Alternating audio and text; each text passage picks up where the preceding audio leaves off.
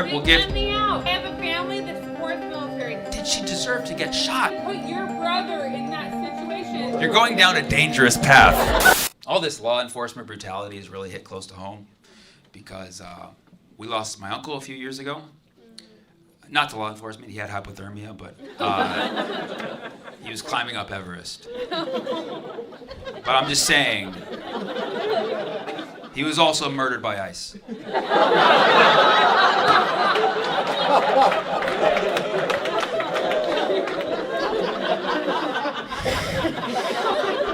Sorry, that was dark. It's a comedy show. Let's just tell jokes, okay? So why did the chicken cross the road? Because ICE was in his neighborhood, the other side of the road was blocked. He had to go that way. Okay, maybe that's not good. That's too polarizing. Let's just get back to humor, okay? Knock, knock. ICE. I said I saw the video. That shit looks like murder to me, man. I'm pretty sure it's murder when you kill someone, man. I'll tell you what, man, as a comedian, you can always count on me personally. You know, if you ever see a topic that's like so dark, and you're like, oh man, I hope no comedian touches that.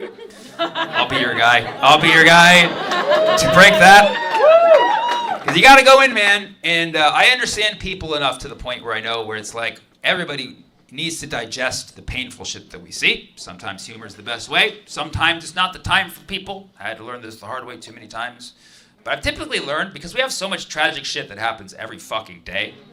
Like, can you believe this is what I'm talking about right now? And just like a week ago, like I haven't even said one thing about Venezuela. It's like, that's how fucking fast we're moving in the tragedy sphere.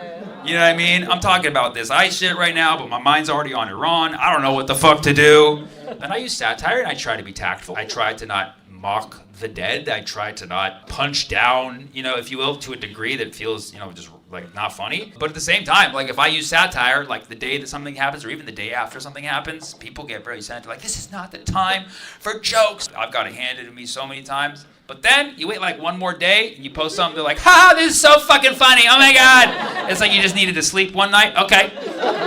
You literally just needed one night of sleep for humor to work. Got it. This thing that happened last week, I mean, it did open a lot of people's eyes just because you should know ICE has killed a handful of people. It was like the 9th ICE shooting since September. And it's not just immigrants. It's not just undocumented immigrants. It's now citizens. So it is important to know what ICE is and know your rights when you're around ICE. And you can look it up. It's in this thing called the Constitution. The killing of this woman was just so polarizing, as is everything in the United States. But it literally, like, a woman was killed, and people just like made it a political thing right away. It became like Blue Lives Matter versus Blue Hair Lives Matter, and oh, it's gonna get worse. But on Wednesday and Thursday, these video angles came out. Everybody saw it, reviewed it, and made up their mind. Because by the time Friday came around, and they had a new video. And my thought was like, oh, they have this new angle. People are going to come a little more closer to consensus on what actually happened. Yeah. Everybody saw the video, said the exact same shit they were saying the day before. Yeah. Like, nobody fucking changed their mind. To me, that new video looked way worse. Yeah. Because first of all, it was recorded directly from the ICE officer. Now, they said it was a body cam, but it wasn't. It was just his iPhone. Like, that's how low budget ICE is, I guess, that they don't provide body cams. They're just like, you just pull out your phone if you see something. It was shot from his angle. The crazy thing about it, he shows, yes, and he showed, like, you know, you see the full 360 of the car. Hey. Get her out. It's okay. We'll give. Let me out. But I have a family that supports military that has died in Okay, hey, everybody, this is your chance to take the high road, okay? You have the option to leave. You do have the option to leave. Consider me ICE. I'm gonna let you know your rights, okay? You have the option to leave. I'm not gonna deport you, okay? You have the option. If you don't like the material, you have the option to leave. The thing is, and I'm glad we're having this conversation. I don't like to shy away from conflict. I think this is important that we're having this conversation. I have 4 brothers who served our military. And that's great. No, guys, no, relax. I will handle this. This is going to be really good content. Trevor, the camera's on. Listen. Listen, fantastic, and thank them for their service, and that's awesome that you understand that people have to fulfill these jobs and you understand things from their perspective. But can you listen for a moment here? Because let's really break down. We want people protecting us, right? And we want people protecting us in good conscience, right? We want them 100%. And so a woman was murdered. She's a citizen. You may not agree with her politics. You may think that she made a mistake in being in that situation. That's fine. But did she deserve to get shot 3 times? Did she deserve... in the face by an organization that is that. But then put your brother in that situation that's been run over. Yes, and so let me. Fantastic. I'm gonna put I don't have a brother, but yes, of course, put your family member in that situation and ask what they would have done. I'm telling you how I saw things from my perspective. Like I said, you're welcome. It's not like she was not knowing what she was doing. It's okay. Don't worry. I'm going to give this 30 more seconds. Don't worry. She left her Okay, just if you want to say one more thing, because I'm going to proceed with this bit, whether you agree with it or not, and you obviously you have the option to leave, and you can sit and watch, and you can be angry, that's your choice, or you can leave. But what you can't do is keep interrupting for the people who paid to see my opinion, right? Because you have to understand, the first right that all of us Americans have is the First Amendment. The First Amendment is our freedom of speech, which comes with freedom of opinion and freedom of expression of that opinion. And the people that we hire to protect and serve us are the people who are protecting this sacred law called the First Amendment. Okay? So let's always keep that in mind. You have the right to the First Amendment, but not at the paid comedy show where people are coming to see me and coming to see me talk. You know what I'm saying? So your opinions are valid, your feelings are valid, but this is not the time for them. Okay? And if you think that I need to be stopped, well then you're violating my First Amendment right, and also kind of like they're $30. So you know what I mean? So that's all. 50. I'm sorry. I didn't. Sorry. Okay. So let's keep it at that. I want to walk you through why I believe what I saw is what I saw. Okay. And so to me, I already saw the first 2 angles. The first 2 angles show you that her wheels were turned away from the ICE officer. Okay, that was what the first angle showed. The angle from his POV, you can see as he's approaching the front of her car for the second time, because he didn't just put himself in front of her car, he put himself in front of the car 2 times. Okay? I don't know if you know this, they train officers not to stand in front of cars. You know what? They also train children to do that. They train children to not put themselves in front of cars. Do I have kids? Okay, of course. It's the interview portion of the show. What do you do, by the way, aside from yell? Insurance. You do insurance? You do insurance? Is that correct? You do insurance? Said it twice, yes. Oh. Well, I heard it once. Huh? Not your problem? Okay. You're going down a dangerous path.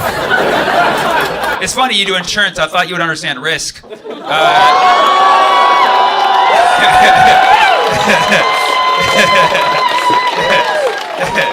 The second time he put himself in front of the car, we have the footage, we have the camera, you see the car reversing, and then you see it turning, it's turning away, but also moving slightly towards him. Let's acknowledge that. But look at her. Look at her as she's driving. Her face is turned away from the ICE officer. It appears that she doesn't even notice he's there. Because why would she? He walked around the car, then he disappeared, then he's suddenly back there again. Apparently she didn't know it. She didn't know he was there. That's what it looks like to me. Where was she looking? At the other ICE officer who was harassing her through the other window. Okay, to me it looks like she just didn't notice he was there. Careless driving? Sure. You know what I mean? Sure. But does somebody deserve to be shot 3 times for that? Especially consider this is sub-zero Minneapolis, okay? The ground and the neighborhood was covered with ice.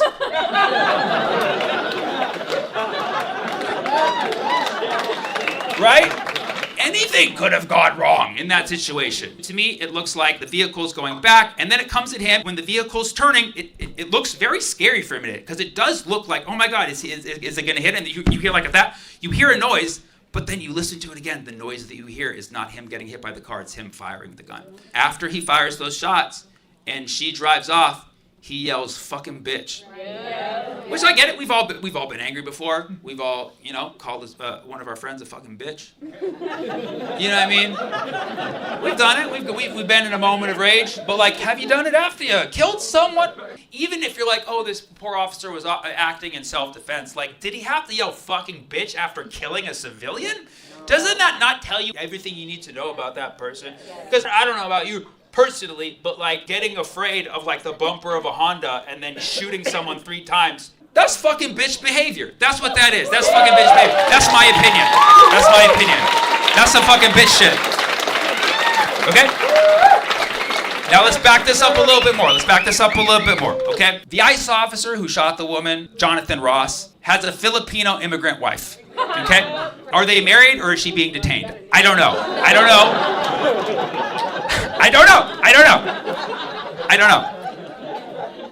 But here's something I found very interesting. Apparently his ex-wife left him for a woman. Okay? Which would make her a lesbian, for those of you who are a little slow.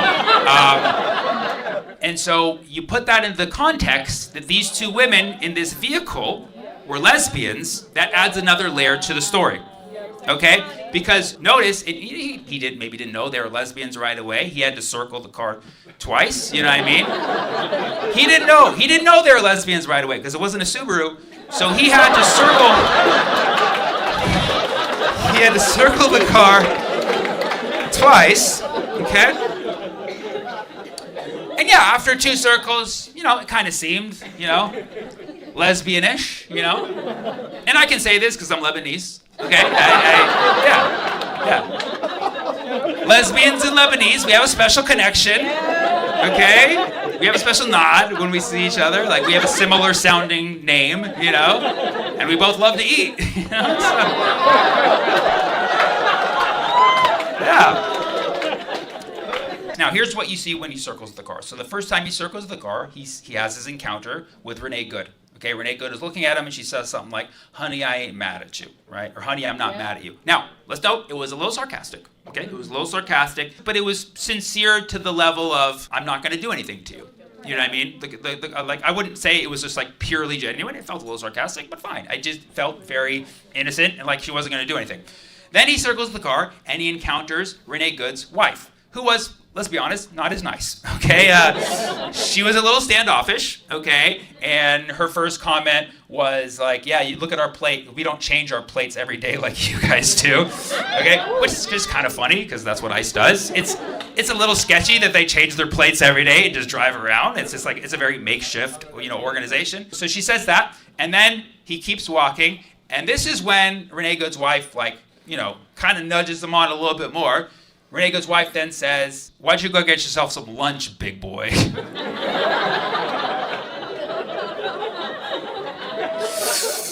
Which, the camera shakes, you can see the blood boiling in him, when that happens.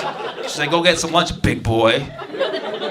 It's not too cutting of a burn, but if you're self-conscious about your weight, it could be a lot. Maybe he was like, I just had lunch, I'm so a little bloated from lunch, what the fuck? So yes, put yourself in his shoes. The blood might be boiling at this point. And this is something that somebody pointed out on TikTok. Thank God for TikTok, right? And you can watch the video to verify this. This is very interesting and a little scary. But when Renee Good's wife says that, why don't you go get yourself some lunch, big boy? You see the camera kind of shake, and then you see him switch it to his different hand. He was originally holding it in his right, and you can see that from the reflection.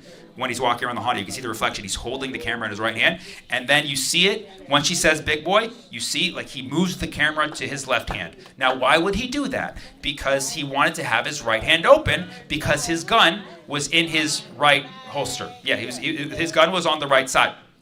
Okay, and this is obviously not a conspiracy because literally within seconds he is in fact reaching for his gun. So the time between Renee Good's wife being like, go get some lunch, big boy, and him going to the gun was very quick. It was definitely weight self-conscious level of quick, okay? And then you see him draw the gun because you see that from the other angle. Before he even reached the end of the corner of the car, before Renee Good even started to move forward, he already had the gun in his hand, He was already ready to shoot at that moment, and then he shot it 3 times. So is it not conceivable that his past may have contributed to this, like just a little bit? Just a little bit? You know what I mean? You know, when I think about human psychology, I think so. And let's be as sympathetic and empathetic with this guy in his mind and whatever he may or may not have ate for lunch that day.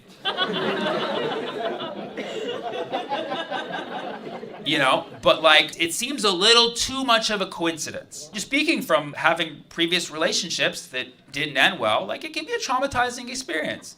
It can be very traumatizing if somebody leaves you for another person.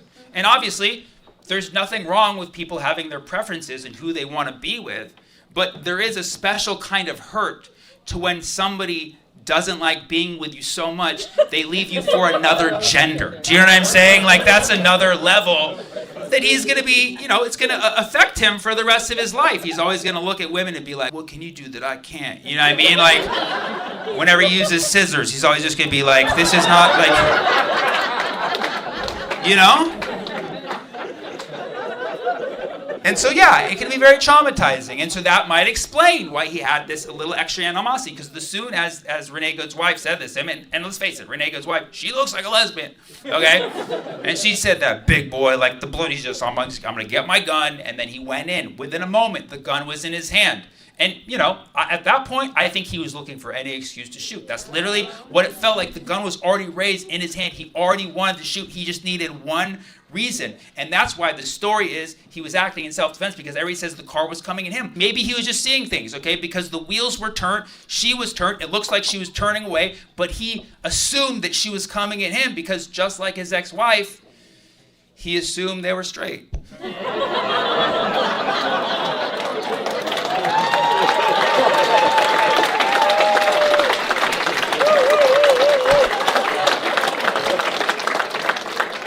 All right, sorry. Should have made a full 180 on that one. I love you, San Diego. I'll see you guys next time. Take care. Best to you. I love you all so much.